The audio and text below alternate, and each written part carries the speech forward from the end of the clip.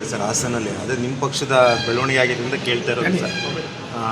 D K Shivakumar ಅವರು ನಿಮ್ಮ K N Rajanna sir ಮಾಜಿ minister sir D K Shivakumar ಅವರು ಮುಖ್ಯಮಂತ್ರಿ ಆಗಲ್ಲ ಅಂತ ಹೇಳಿದ್ದಾರೆ ಸರ್. ಅವರು ನಿಮ್ಮ ಪಕ್ಷದವ್ರು ಆಗಿರೋದ್ರಿಂದ ಕೇಳ್ತಾ ಇರೋದು ಸರ್. ಅದನ್ನು ನೀವು ರಾಜಣ್ಣ ಕೇಳಬೇಕು.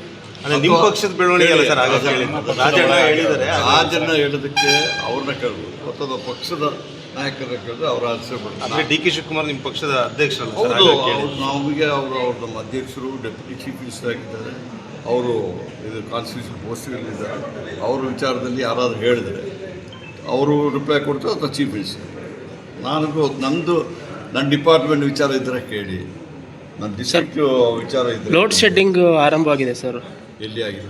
ಗ್ರಾಮೀಣ ಪ್ರದೇಶಗಳಲ್ಲಿ ಬೇಕಂತ ಕಾಣ್ತದೆ. ನೋಡಿ, ಇದು ನಾನು ಸ್ಪಷ್ಟವಾಗಿ ಹೇಳಿದ್ದೀನಿ. ರೋಡ್ ಶೆಡ್ಡಿಂಗ್ ಇಲ್ಲದಿದ್ದರೆ ಕೆಲವರಿಗೆ ರೋಡ್ ಶೆಡ್ಡಿಂಗ್ ಆಗ್ತದೆ. ಯಾಕೆ ಗೊತ್ತಾ, ನಮ್ಮಲ್ಲಿ ರೋಡ್ ಶೆಡ್ಡಿಂಗ್ ಆಗೋದಿಲ್ಲ. ನಮ್ಮಲ್ಲಿ ಸಾಕಷ್ಟು ಪವರ್ ನಮ್ಮ ಹತ್ರ ಇದೆ. ನಮ್ಮ ಪವರ್ ಶಾರ್ಟೇಜ್ ಇದೆ.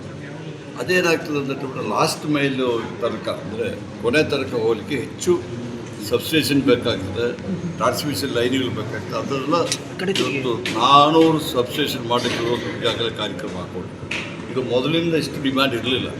ಈಗ ಡಿಮ್ಯಾಂಡ್ ಜಾಸ್ತಿ ಆಗಿರೋದಕ್ಕೆ ಹೆಚ್ಚಿಗೆ ಎಲ್ಲ ಇದರಿಗೆ ಲಾಸ್ಟ್ ಮೈಲ್ ತನಕ ತಲುಪಿಸುವಂಥ ಕೆಲಸಗಳು ಮಾಡ್ತಾಯಿದ್ವಿ.